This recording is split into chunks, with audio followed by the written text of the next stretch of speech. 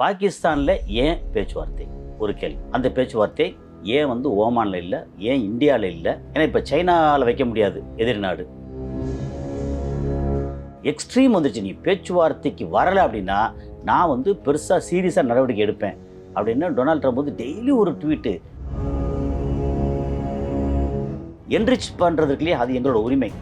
நாங்கள் வந்து அணு ஆயுதம் தயாரிக்க மாட்டோம், அது பாசிட்டிவான விஷயங்களுக்கு பயன்படுத்துவோம். ஹர்மோஸ் வந்து அந்த ஜலசந்தி வந்து முழுக்க முழுக்க எங்கள் கட்டுப்பாட்டில் தான் இருக்கும். நாங்கள் வரி வசூல் பண்ணுவோம். எந்த கப்பல் வேணால் வரலாம் போகலாம். அப்புறம் நீங்கள் 47 வருஷமாக எங்களுக்கு வந்து பொருளாதார தடை விதிச்சிருக்கீங்க, அதை தூக்கணும். கையை கட்டிட்டு மண்டி போட்டு ஐயா சாமி நீங்கள் சொல்கிறத நான் கேட்டுக்கிறோம் அப்படின்னு வரணும் அப்படின்னு அவங்க கோரிக்கை. சனிக்கிழமை ஆஃப்டர்நூன் ஆரம்பித்தது, ஞாயிற்றுக்கிழமை காலையில் அதிகாலை சூரிய உதயம் நேரத்தில் முடிஞ்சு சக்ஸஸ்ஃபுல்லாக வெற்றிகரமான தோல்வி பேச்சுவார்த்தை.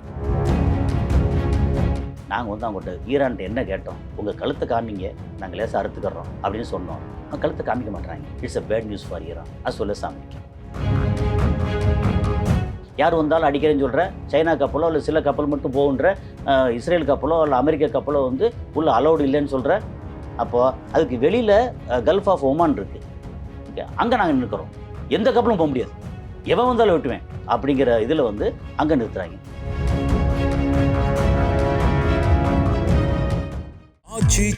எந்த சமையலும் ருசி தேடும் ரகசியம் 20 ரூபாய். வணக்கம், இது வாவ் தமிழா. உலக போர் நடக்குமா அப்படிங்கிற ஒரு ஏற்படுத்தக்கூடிய சூழலில் அமைந்திருக்கிறத ஹோர்முஸ் நீர் இணைப்பு, அந்த இடத்துல வந்து அமெரிக்கா கப்பல்கள் குவிந்து கொண்டிருக்கிற இந்த சூழலில் ஈரானுடைய அடுத்த கட்ட நடவடிக்கை என்னவாக இருக்கும், பாகிஸ்தானில் ஈரானும் அமெரிக்காவும் என்ன பேசினார்கள் என்பது குறித்து எல்லாம் நம்மிடம் பேச இருக்கிறார் திரு கசாலி அவர்கள். வணக்கம் சார். வணக்கம் சார். சார், பாகிஸ்தானும் இந்த அமெரிக்கா அதிகாரிகளும் ஈரான் சம்பந்தப்பட்ட அதிகாரிகளும் என்ன பேசினாங்க, அங்கே என்ன நடந்ததுன்னு சொல்லுங்கள். பாகிஸ்தானில் ஏன் பேச்சுவார்த்தை ஒரு கேள்வி. அந்த பேச்சுவார்த்தை ஏன் வந்து ஓமானில் இல்லை, ஏன் இந்தியாவில் இல்லை? ஏன்னா இப்போ சைனாவில் வைக்க முடியாது, எதிரி நாடு. அதுக்கப்புறம் சவுதி அரேபியாவில் வைக்க முடியும். ஏன்னா சவுதி அரேபியா வந்து ரெண்டுக்கும் காமன், அல்லது சவுதி அரேபியாவுக்கும் ஈரானுக்கும் பொருத்தம் இல்லை, 7ஆம் பொருத்தம். அதனால் அங்கே வந்து வைக்க முடியாது. அப்போ வைக்கலாம்னா நமக்கு வந்து ஓமான் வந்து எல்லாத்தையும் காமனாக இருக்காங்க. ஓமான் மஸ்கட் தலைநகராக கொண்ட ஓமான். இந்தியா வந்து ரெண்டு பக்கமே ஓகே தான் இருக்காங்க. ஸோ இந்த மாதிரி ஒரு சூழலில் ஏன் வந்து இந்தியாவில் இல்லை? ஏன்னா இந்தியா வந்து ரொம்ப இறையாண்மை உள்ள ரொம்ப பெரிய நாடு, உலகத்தில் நம்பர் 1 மக்கள் தொகை உள்ள நாடு. அப்போ இந்தியா எல்லா நாடுகளுக்கும், அமெரிக்காவுக்கும் வேணும், ஈரானுக்கு வேணும், சவுதிக்கு வேணும், எல்லாத்துக்கும் வேணும் இந்தியா. அதே மாதிரி இந்தியாவுக்கு எல்லா நாடுகளும் வேணும் அப்படிங்கிற ஒரு சூழல் இல்லையா? ஆனால் இதெல்லாம் விட்டுட்டு ஒரு நம்பிக்கை தராத பாகிஸ்தான் ஏன்? ஏன்னா பாகிஸ்தான் மேலே யாருக்கும் பெரிய அளவு யாருக்கும் பெரிய நம்பிக்கை கிடையாது. அதே மாதிரி துருக்கி எடுத்தீங்கன்னா துருக்கி மேலே யாருக்கும் பெரிய நம்பிக்கை கிடையாது. ஏன்னா ஒரு மாதிரி கட்சி மாறுவாங்க, ரொம்ப பச்சைவந்தி மாதிரி இருப்பாங்கன்னு துருக்கி மேலேயும் பெருசாக நம்பிக்கை கிடையாது. அதே மாதிரி இப்போ இங்கே எடுத்தீங்கன்னா பாகிஸ்தான் வந்து உங்களுக்கு ஞாபகம் இருக்கும், ஒரு சில மாதங்களுக்கு முன்னாடி பாகிஸ்தானில் இருக்கிற ஷபாஸ் ஷெரீஃப்னு சொல்லி ஒரு பிரைம் மினிஸ்டராக இருக்கட்டும், அல்லது அசிஃப் முனீர் அப்படின்னு இப்போ இராணுவ தளபதியாக இருக்கட்டும், என்ன சொன்னாங்க, டொனால்ட் ட்ரம்ப்புக்கு நோபல் பரிசு கொடுத்தே ஆகணும். ஆமாம் சொன்னாங்க அப்படின்னு ஒத்த கால். இதெல்லாம் வந்து ஒரு பெரிய காமெடி. அப்போ யார் சொல்லுவா? பொதுவாக ஒரு வீட்டில் ஒரு முதலாளி இருக்காருன்னா முதலாளி நல்லவனோ கெட்டவனும், எங்கள் முதலாளி மாதிரி உண்டு, எங்கள் முதலாளிக்கு அவார்டு கொடுக்காத இந்த அவார்டெல்லாம் தேவையா எங்கே அப்படின்னு சொல்லி ரொம்ப இது பண்ணுவாங்க. ஏன்னா முதலாளி விசுவாசம்.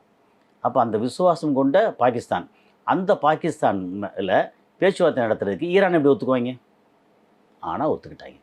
ஈரான் வந்து முதல்ல பேச்சுவார்த்தையே வேண்டாம், இங்கே தேவையில்லை அப்படின்னு சொல்லிட்டு இருந்தாங்க ஒரு 6ஆம் தேதி 7ஆம் தேதி வரைக்கும். அதுக்கப்புறம் என்னாச்சுன்னா எக்ஸ்ட்ரீம் வந்துருச்சு. நீ பேச்சுவார்த்தைக்கு வரலை அப்படின்னா நான் வந்து பெருசாக சீரியஸாக நடவடிக்கை எடுப்பேன் அப்படின்னு டொனால்ட் ட்ரம்ப் வந்து டெய்லி ஒரு ட்வீட்டு.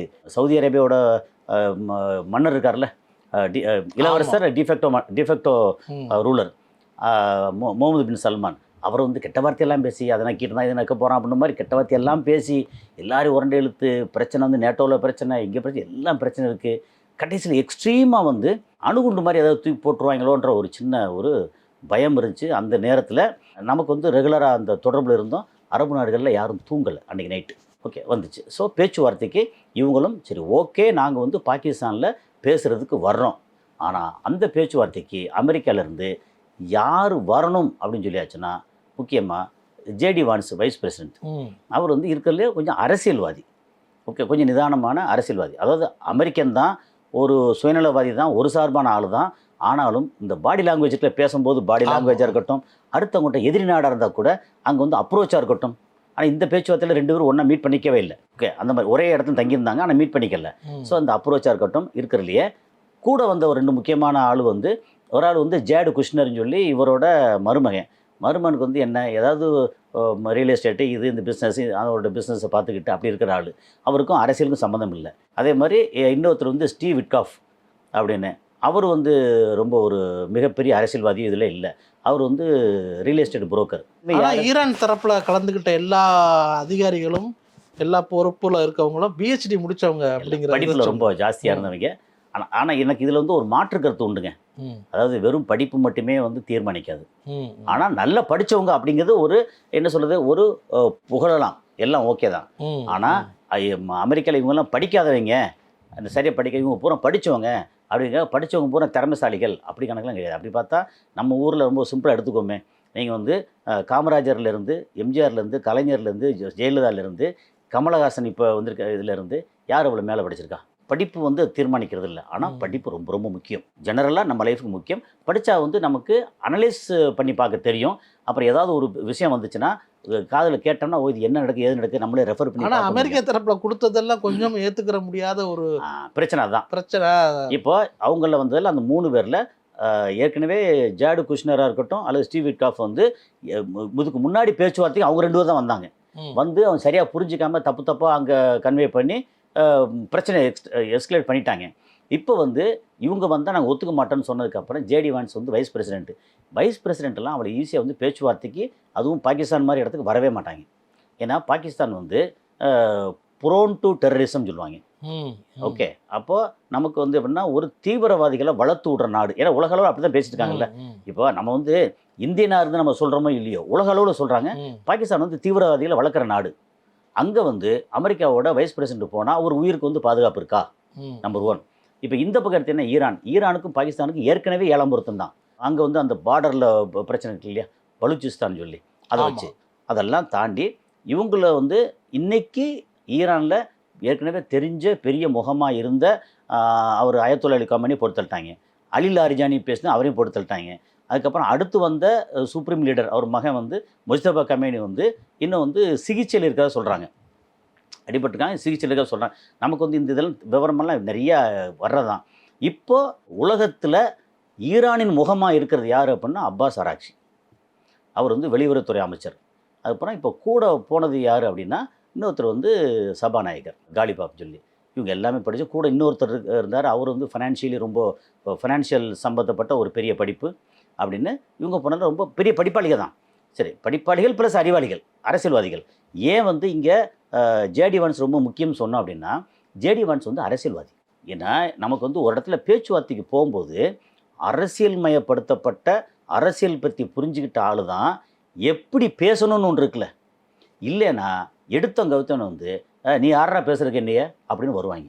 இல்லைன்னா கொஞ்சம் பக்குவப்பட்ட ஆட்களாக இருந்தால் இல்லைங்க நீங்கள் பேசுகிற தவறு நாங்கள் ஒத்துக்க முடியாது, ஆனால் அப்படின்ற மாதிரி பேசுகிறதுக்குல இந்த பேசுகிற பாடி லாங்குவேஜே நிறைய வித்தியாசப்படும். அப்படி பார்த்தீங்கன்னா அந்த பீட் ஹெக்ஸத்னு சொல்லி அங்கே ஒருத்தர் இருக்கிறார். அந்த ஆள் பாடி லாங்குவேஜே பார்த்தோன்னா பயங்கர திமுறாவும் தெனாவட்டாவும் அவ்வளோ மோசமான இருக்கும். ஏன்னா அந்த ஆள் வந்து அரசியல்வாதி கிடையாது. அப்படியே இவர் வந்து ட்ரம்ப் வந்து தூக்கிட்டு வந்து இங்கே முக்கியமான பொசிஷனில் வச்சவர். அப்போ ஜேடி வான்ஸ் வந்து அரசியல்வாதி. ஸோ அவருக்கு தெரியும். ஆனாலும் அவர் தான் இஷ்டத்துக்கு ட்ரம்ப்புக்கு எதிராகவோ அந்த மொத்த அட்மினிஸ்ட்ரேஷன் இருக்கு இல்லையா, அமெரிக்க அட்மினிஸ்ட்ரேஷனுக்கு எதிராகவே இவர் பேச முடியாது. ஆனால் கன்வே பண்ணுறத கொஞ்சம் பக்குவமாக கன்வே பண்ணுவார் அப்படின்னு அவர் வந்துட்டார். இந்த சைடு ஏற்கனவே சொன்ன மாதிரி இவங்க எல்லாமே படித்தவங்க, இவங்க எல்லாம் வர்றாங்க. இவங்களும் வந்து ஒரு சாதாரண ஆட்கள் இல்லை. இன்றைக்கி அந்த முகமாக இருக்குது. ஈரான் வந்து கிட்டத்தட்ட வெற்றி விளிம்பில் இருக்குது. இன்னும் வெற்றி அடைஞ்சு முடியலை, வெற்றியின் விளிம்பு. ஏன்னா தோக்கலை. எந்த விஷயத்தில் தோக்கலைன்னா ஆட்கள் அடி வாங்கியிருக்காங்களா, பயங்கர அடி வாங்கியிருக்காங்க. கட்டடங்கள் இடிபாடு இருக்குது. வறுமை இருக்கா, வறுமை இருக்குது. பெரிய அளவுக்கு வந்து இஸ்ரேலும் சரி அமெரிக்காவும் சரி ஈரானை வந்து அடித்து குமிச்சிருக்காங்க. அங்கே வந்து பயங்கரமான இது வந்து 2500 பேர் 3000 பேருக்கு மேலே இறந்து விட்டதா, 5000 பேருக்கு வந்து இப்போ கணக்கு சொல்லியிருக்காங்க. ஆனால் ஒரிஜினலாக பார்த்தீங்கன்னா ஒரு 20,000 பேருக்கு மேலே வரும்னு சொல்கிறாங்க. அதே மாதிரி இஸ்ரேலில் வந்து போட்டு அடி அடிச்சிருக்காங்க. இஸ்ரேலில் வந்து ஒரு 15,000-20,000 பேருக்கு மேலே இறந்து பேருக்கா சொல்கிறாங்க. ஆனால் வந்து 20 பேர் அவங்க கணக்கு சொல்கிறாங்க. இஸ்ரேல் எப்போயுமே அப்படி தான் சொல்லுவாங்க. ஈரானில் இந்த மாதிரி ஒரு டீம் வந்து பேச வந்துட்டாங்க இல்லையா.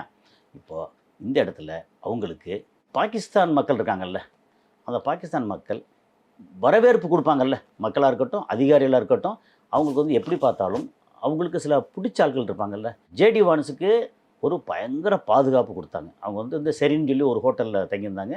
ஒரே ஹோட்டலில் 2 பேரும் தங்கினாங்க. ஆனால் 2 பேரும் நேரடியாக மீட் பண்ணிக்கவே இல்லை. ஓகே, அந்த மீட்டிங் எப்படின்னா, இவங்க மத்தியஸ்தம் பண்ணுக்கு கூட 2 பேர் இங்கே இருப்பாங்க. யார் இங்கே பிரைம் மினிஸ்டரும் இராணுவத்துறை அதிகாரியும். இவங்க என்ன செய்வாங்கன்னா, இவங்க இந்த டீமோட சரி இவங்க என்ன செய்வாங்கன்னா, நேராக ஈரான்கிட்ட வந்து சரி இந்த மாதிரி சொல்லியிருக்காங்க என்ன பண்ணுறீங்க, இவங்க இந்த பதில் சொல்லுவாங்க, தூக்கி அங்கே பேசுவாங்க. இவங்க இப்படி சொல்கிறாங்க, ஒத்துக்க மாட்டாங்க, இல்லை எங்களுக்கு ஒத்துக்கிட்டா தான் அடுத்த பேச்சுவார்த்தை, சரி இங்கே போகிறோம் அப்படின்னு 2 பக்கமும் மாறி மாறி இவங்க தான் வந்து பேசுவாங்க. ஸோ இது வந்து நேரடியாக வந்து டேபிளில் உட்காந்து 1 to 1 பேச்சு இல்லை. ஆனால் இந்த மத்தியஸ்தம் பண்ணுறதுலேருந்து இவங்க அப்படி பண்ணுறாங்க. இப்போ அப்பாஸ் அராக்சி அவர் வந்து இன்றைக்கி மிடில் ஈஸ்ட் மட்டும் இல்லை, பெரும்பாலான நாடுகளில் அப்பாஸ் அராக்சி வந்து தெரிஞ்ச முகமாகவும் இன்றைக்கி ஒரு ஸ்டாராகவும் இருக்கிறார். டெய்லி அவர் தான் பேசுகிறார், அதான் பண்ணுறாரு.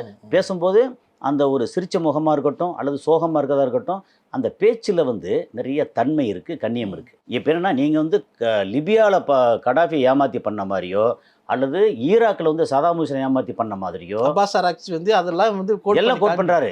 நீங்கள் வந்து இது வந்து வெனிசுலாவில் நீங்கள் எடுத்து பண்ண மாதிரியோ நான் உங்கள்கிட்ட ஏமாற தயாராக நாங்கள் எல்லாத்துக்கும் ப்ரிப்பேர்டாக இருக்கோம் அப்படின்னு முன்னாடி எல்லாம் அந்த சொன்ன கோட் பண்ணுறதா இருக்கட்டும். அது போக நீங்கள் வந்து எங்களை ஒன்றும் செய்ய முடியாது, நாங்கள் எல்லாத்துக்கும் தயாராக இருக்கோம், நீங்கள் அடித்தா நாங்கள் திருப்பி அடிப்போம். ஓகே, இஸ்ரேல் இப்படி பண்ணுறாங்களா, இஸ்ரேல் வந்து அங்கே காசாவை இப்படி அடித்தாங்கல்ல, இப்போ டெல்லவிவ் வந்து இன்னொரு காசாவாக மாறிக்கிட்டு இருக்கு, இடிபாடுகள், அதை நீங்கள் மனசை வச்சுக்க அப்படின்னு சொல்லி அந்த பேசின பேச்சாக இருக்கட்டும். வந்து அவங்களுடைய எக்ஸலத்தில் பதிவு பண்ணுவாங்க. அப்புறம் அவங்களுடைய மீடியா இருக்குல்ல, ஐஆர்ஏபியாக இருக்கட்டும் அல்லது நம்ம ஈரானியன் அது எல்லாத்தையும் எல்லாம் போடுவாங்கல்ல, அதெல்லாம் அந்த சொல்கிற விதமாக இருக்கட்டும் அவ்வளோ தன்மையாகவும் அவ்வளோ ஸ்ட்ராங்காகவும் இருக்கா. அது வந்து இறங்கும்போது அவருக்கான வரவேற்பு இருக்குல்ல, அது வந்து அப்பாஸ் அராக்சியே எதிர்பாராது. அப்படியா? ஆமாம் ஆமாம். பாகிஸ்தானில் ஏஆர் ரஹ்மான் வந்து பீக்கில் இருக்கும்போது வந்தே மாதரம்னு சொல்லி ஒரு இது பண்ணாங்க. அப்போ வந்து கேள்விப்பட்டிருப்பீங்க. பாகிஸ்தானுக்கு அங்கே போயிருக்கும்போது யார் நம்ம நுஸ்ரத் ஃபத்தே அலி கான் அவரை பார்க்க காதுங்காது வச்ச மாதிரி போகும்போது பார்த்தா ஏர்போர்ட்டில் அப்படி ஒரு கூட்டம், அவருக்கான வரவேற்பு. அந்த மாதிரி அவருக்கு பயங்கரமான வரவேற்பு, அங்கே ரெட் கார்பெட் வரவேற்பு இல்லையா, அப்படி வரவேற்றாங்க, உட்கார வச்சாங்க, எல்லாம் பண்ணாங்க. ஸோ இப்போ வந்து பேச்சுவார்த்தை வரணும். பேச்சுவார்த்தைக்கு ஈரான் சைடில் ஒரு 10 அம்ச கோரிக்கை. என்ரிச் பண்ணுறதுக்கு இல்லையா, அது எங்களோட உரிமை, நாங்கள் வந்து அணு ஆயுதம் தயாரிக்க மாட்டோம், அது பாசிட்டிவான விஷயங்களுக்கு பயன்படுத்துவோம். ஹர்மோஸ் வந்து அந்த ஜலசந்தி வந்து முழுக்க எங்கள் கட்டுப்பாட்டில் தான் இருக்கும், நாங்கள் வரி வசூல் பண்ணுவோம், எந்த கப்பல் வேணால் வரலாம் போகலாம். அப்புறம் நீங்கள் 47 வருஷமாக எங்களுக்கு வந்து பொருளாதார தடை விதிச்சிருக்கீங்க, அதை தூக்கணும். அது போக பல ட்ரில்லியன் அமௌண்ட்டு எங்களுடைய பணத்தை வந்து அங்கங்கே ஃப்ரீஸ் பண்ணி வச்சுருக்கீங்க. ரொம்ப முக்கியமாக இம்மிடியேட்டாக வந்து கத்தாரில் ஃப்ரீஸ் பண்ணி வச்சுருக்கக்கூடிய ஒரு 6-7 பில்லியன் US டாலர் ரேஞ்சுக்கு எங்களுக்கு இம்மிடியேட்டாக ரிலீஸ் பண்ணி விடுங்க அப்படின்னு நிறையா விஷயங்கள் வந்து ஒரு 10 அம்சம் கோரிக்கை. இதில் வந்து எங்களோட நண்பர்கள், ப்ராக்சிஸில் நண்பர்கள், ஹெஸ்புல்லாவாக இருக்கட்டும், ஹமாஸாக இருக்கட்டும், ஹவுத்திஸாக இருக்கட்டும், இந்த மாதிரி ஆட்கள் எல்லாமே இந்த 15 நாள் போர் நிறுத்தம் இருக்கு இல்லையா, இந்த போர் நிறுத்தத்துக்குள்ளே அவங்களையும் யாரும் வந்து எதுவும் தொடக்கூடாது அப்படின்னு அப்படி சொன்ன உடனே அதில் தான் வந்து இஸ்ரேல் முரண்பட்டது. நாங்கள் வந்து இதெல்லாம் முடியாதுன்னு சொல்லிட்டு உடனே அங்கே அடிக்க ஆரம்பிச்சது. ஹிஸ்புல்லா அடிக்க போகிறோன்னு சொல்லி அடிக்க ஆரம்பிச்சோடனே இவங்க வந்து பேச்சுவார்த்தைக்கு கிளம்புறதுக்கு முன்னாடியே முதல்லையே சவுதி அரேபியா, UAE, கத்தார் எல்லாத்துலேயும் பெரிய அளவுக்கு வந்து மிசைல் அண்டு ட்ரோனை அனுப்பிச்சி விட்டுட்டு அதுக்கப்புறம் அமைதியாகிட்டு வந்தாங்க. பேச்சுவார்த்தைக்கு வந்து அங்கே வந்தாச்சு. வந்து உட்காந்துருக்கும்போது எங்களுக்கு இஸ்ரேல் இதில் கட்டுப்படணும், இல்லைன்னா இப்படி நாங்கள் திரும்பி போயிடுவோம், எங்களுக்கு பேச்சுவார்த்தை வேண்டாம் அப்படின்றாங்க. அதுக்கப்புறம் அங்கே சொல்லி இஸ்ரேல் வந்து அமைதியானாங்க, அடிக்கலை. ஆமாம். அதுக்கப்புறம் இன்னொன்று நடந்துச்சு, பேச்சுவார்த்தை ஆரம்பிக்க போகிறாங்க, ஆரம்பிச்சிட்ருக்காங்க. ஆல்மோஸ்ட் 5 ரவுண்டு நடந்துச்சு, 21 மணி நேரம் 5 ரவுண்டு ஆரம்பித்து மாற்றி பேச ஆரம்பிச்சிருக்காங்க. அப்போ ஆரம்பிக்கும் போது என்னாச்சுன்னா, இங்கே வந்து அமெரிக்காவோட ஆயுதம் தாங்கிய கப்பல் ஒன்று இல்லை ஹர்மோஸ் நோக்கி வருது. வரும்போது என்ன சொல்கிறாங்க, இந்த கப்பல் இன்னும் அரை மணி நேரம் தான் டைம், திரும்பி போயிடணும், இல்லை எங்களோட IRGC நேவல் அவங்க நாங்கள் அடிப்போம் அப்படிங்கிற அவ்வளோ தூரத்துக்கு இந்த ஈரானுடைய கடற்படை பயங்கரமாக இருக்கு. நான் வந்து அதோட டீட்டெயில் ஃபுல்லாக எடுத்து வச்சுருக்கேன். 20 நிமிஷம் அவ்வளோ பேசலாம். அவங்களுக்கு கடற்படை எப்படி இருக்குது, மிசைல் எப்படி இருக்குது, மிசைலில் வந்து cruise missile, subsonic, supersonic, ஹைப்பர் சோனிக்கில் ஆரம்பித்து அப்புறம் பெலிஸ்டிக் மிசைலில் short range, medium range, long range, ICBM intercontinental அப்படின்னு அவ்வளோ டீட்டெயில், ப்ளஸ் வந்து அணு ஆயுதம் எப்படி அவ்வளோ டீட்டெயில் இருக்காங்க, அவ்வளோ ஸ்ட்ராங்காக இருக்காங்க. ஓஹோ. அப்புறம் ப்ளஸ் ட்ரோனு. அப்படி ஸோ அந்த கப்பல் இதுக்கு மேலே வரக்கூடாது. வந்தால் நாங்கள் அடிப்போம். அந்த அடிக்கிறதுல கப்பல் அடிக்கிறது எப்படின்னா, தண்ணிக்குள்ளே போகிற மாதிரி மிசைல் வச்சுருக்காங்க, தண்ணிக்குள்ளேயே மிசைல் வச்சுருக்காங்க.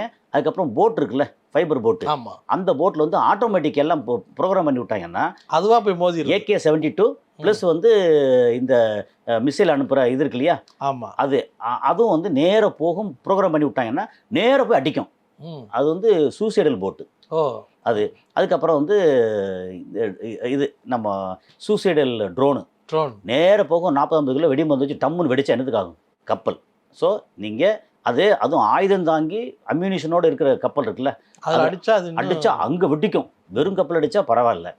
இதில் வந்து வெடிமருந்தோடு இருக்கிற கப்பல் ரொம்ப பெரிய பிரச்சனை வரும். அரை மணி நேரம் டைம் நீங்கள் திரும்பி பேருங்கில் அடிப்போம்.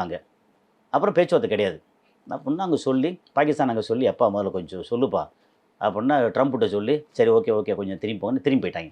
ஸோ பேச்சுவார்த்தை ஆரம்பித்த நேரத்தில் இந்த 2 விஷயமே ஈரானுக்கு ஒரு பாசிட்டிவான விஷயம். இந்த 2 அப்புறம் அவங்க சைட்லேருந்து முதல்ல ஒரு கோரிக்கை 15 முதல்ல வச்சுருந்தாங்க. அப்புறம் 5 கோரிக்கை முக்கியமான கோரிக்கை வச்சுருந்தாங்க. என்னென்னா, நீங்கள் என்ரிச் பண்ணி வச்சுருக்கக்கூடிய யுரேனியம் 60% என்ரிச் பண்ணி வச்சுருக்காங்க, ஒரு 450 கிலோ வரைக்கும். அதை வந்து இஸ்பஹான்னு ஒரு இடத்துல வச்சுருக்காங்க. அதை கொள்ளையடிக்க வந்தால் தான் வந்து சிக்கனாயின்னு சொல்லி ஏற்கனவே பேசணும். இவங்க IAEA NPTன்னு இருக்காங்கல்ல, அவங்க கையில் ஒப்படைச்சிடணும். அது கிட்டத்தட்ட அமெரிக்கா கையில் ஒப்படைச்சிடணும். ஆமாம், நம்பர் 1.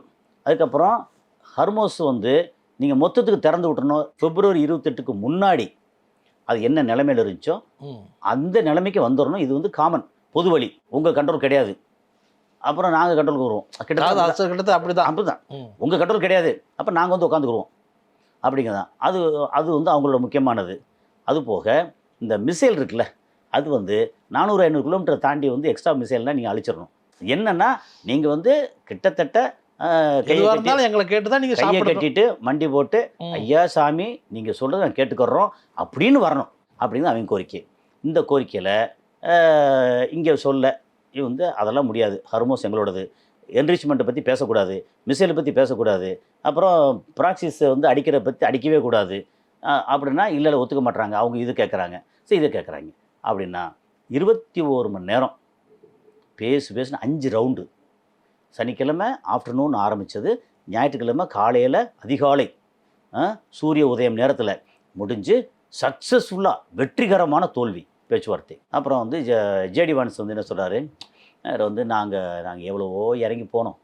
அவர் சொல்கிறது ரொம்ப சாஃப்டாக, எவ்வளவோ இறங்கி போனோம். நாங்கள் வந்து அவங்கள்ட்ட ஈரான்ட்ட என்ன கேட்டோம், உங்கள் கழுத்தை காமிங்க, நாங்கள் லேசாக அறுத்துக்கிறோம் அப்படின்னு சொன்னோம். அவங்க கழுத்தை காமிக்க மாட்டுறாங்க. It's a bad news for Iran as well as America. அப்படி ரொம்ப சாஃப்டாக பொலைட்டாக இதே மாதிரி டோன் தான் அவர் பேசுனப்போ. அதை கேட்டிங்கன்னா நாங்கள் வந்து இப்போ இறங்கி வந்து பேசணும். நாங்கள் என்ன கேட்டோம், உங்கள் கழுத்தை காமிங்க, நான் லேசாக அறுத்துக்கிறோன்னு சொன்னோம். அவங்க ஒத்துக்க மாட்டுறாங்க. கிட்டத்தட்ட அதுதான் இந்த பேச்சுவார்த்தை. அங்கே தோல்வி. அந்த தோல்வின்னு முடிஞ்ச உடனே இஸ்ரேல் வந்து அங்கே லெபனான் அடிக்க ஆரம்பித்தாங்க. அமெரிக்கா வந்து என்ன பண்ணிட்டான், ஐயோ தோல்வியாச்சே என்ன பண்ணுறது அப்படின்னு ஒன்று லபன்னு ஆரம்பித்து, அதுக்கப்புறம் கப்பல் ஏற்கனவே சைனா கப்பல் அங்கே வருது போகுது, இந்தியா கப்பல் வர 1-2 வருது.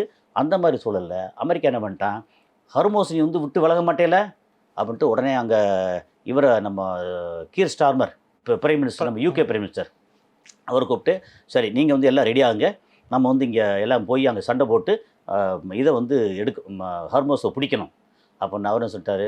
நோ, ஹர்மோஸுக்கு எங்களுக்கு சம்மந்தம் இல்லை. தேவைப்பட்டால் அவங்க ஏற்கனவே என்ன பண்ணிட்டாங்க தெரியுமா, அங்கே யூரோப்பியன் யூனியன் கண்ட்ரிலேருந்து ஒரு 40 நாடுகள் ஒன்று சேர்ந்து, அமெரிக்கா விட்டுட்டு ஒதுக்கிட்டு நாங்கள் 40 நாடுகள் ஒன்று சேர்ந்து நாங்கள் வந்து ஈரானோட பேச்சுவார்த்தை படிக்கிறோம். ஹர்மோஸுக்கு நாங்கள் பார்த்துக்கிறோம், உங்களோட சேர்ந்து சண்டைக்கு வர நாங்கள் தயாராக இல்லை அப்படி சொல்லிட்டு அவர் சொன்ன ஒரு முக்கியமான வார்த்தை வந்து, இஸ்ரேலியர்களுக்கு யூதர்களுக்காக பிரிட்டிஷ் குழந்தைகளை பலியிட நாங்கள் தயாராக இல்லை. எங்களுடைய குழந்தைகள் கிட்ஸ், பிரிட்டிஷ் கிட்ஸ் அப்படி பர்டிகுலராக for Israelis we never allow British kids to be killed. அந்த மாதிரி அது வந்து ஒரு பயங்கரமான கோட். அது அப்படின்னு பயங்கர கோவம் வந்து, போங்கடா நீங்களாச்சு இதாச்சு நான் பார்த்துக்கறேண்ணா அப்படின்னு. அதுக்கடுத்து அப்படியே யோசிச்சு பார்த்துட்டு என்னடா பண்ணுறது இவங்களை, நான் வந்து பெரிய கப்பலை கொண்டு வரும் அப்படின்னு. ஏற்கனவே 2 பெரிய கப்பல் அடிபட்டு வெளியே போயிடுச்சு. US அப்ரஹாம் லிங்கனாக இருக்கட்டும் அல்லது ஜெரால்ட் ஃபோர்டாக இருக்கட்டும், 2 கப்பல் அடி வாங்கிருச்சு, வெளியே போயிடுச்சு. அது கூட வந்து டெஸ்ட்ராயர் கப்பல் கொஞ்சம் டெஸ்ட்ராயாக அதுவும் வெளியே போயிடுச்சு. அப்போ என்ன பண்ணுறது? சரி, மேலே வந்து வானத்துலேருந்து அடித்து பொசுக்கும்னு பார்த்தா ஏற்கனவே எஃப் சீரிஸ் 35, 16, 15 பூரா அடிச்சிட்டாங்க. சரி, பக்கத்தில் இருந்து அடிக்கிறனால அங்கே இருக்கிற ரேடார் அது எல்லாத்தையும் அடிச்சிட்டாங்க. அப்போ என்ன தான் பண்ணுறது? கோவம் வருது, ஆத்திரம் வருது, ஆனால் அடிக்க முடியல. சரி, இப்போ என்னாச்சு? இந்த ஹர்மோஸ் வழியே வந்து நீ கண்ட்ரோல் பண்ணுறல, ஹர்மோஸுக்கு வெளியில் அந்த இடத்துல நான் நின்றுக்கிறேன். அதாவது இது நமக்கு முன்னாடி ஏற்கனவே இப்போ என்னோட அந்த கசாலி டிகோடில் ஒன்று சொல்லியிருந்தேன், அதையும் சொல்லலாம். சின்ன பிள்ளைய வந்து என்ன செய்யும்னா, பொதுவாக ஒரு ஐஸ்கிரீமோ அல்லது முட்டாயை வச்சுருக்கோம். முட்டாயை வந்து எனக்கு கொஞ்சம் கொடு அப்படின்னு கேட்டால் வந்து கொடுக்காது. வந்து நாக்கு வச்சு ஒரு பக்கம் வந்து விட்டுருவோம். அவன் என்ன செய்வான்? அவன் நாக்கு வச்சு ஃபுல்லாக தொட்டு விட்ருவான். தொட்டு விட்டா நீ திங்க முடியாது, நானும் திங்க முடியாது. கிட்டத்தட்ட இந்த மாதிரி விளையாட்டு தான் அது.